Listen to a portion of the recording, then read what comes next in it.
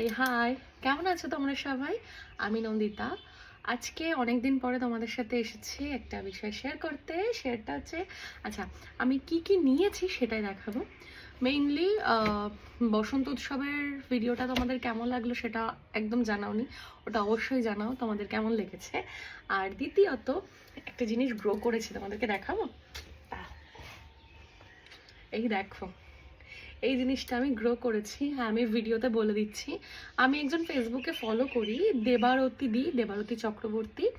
তো ওনার ভিডিওতে আমি দেখেছিলাম এই মিষ্টি আলু গাছটি।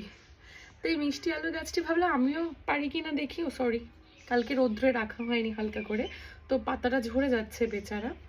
এত আনন্দ লেগেছে এই জিনিসটা, যেভাবে মিষ্টি আলু দিয়ে এভাবে সুন্দর করে গাছ বানানো যাবে জানতাম না। যাই হোক, এটা খুব সুন্দর গাছটা। দেখো কত সুন্দর, এর রূপটা দেখো, শেকড়টা দেখো, জাস্ট দেখো কি সুন্দর না? তো এই জিনিসটা আমার তো ভীষণ ভীষণ পছন্দের। তোমাদের যদি ভালো লেগে থাকে তোমরাও মিষ্টি আলু নিয়ে এরকম জাস্ট কিচ্ছু না, জাস্ট জলের মধ্যে রাখবে, তৈরি হয়ে যাবে। আমার ভীষণ পছন্দ। ওকে, তো এটাকে আমি সাইড করে দিই। ওকে।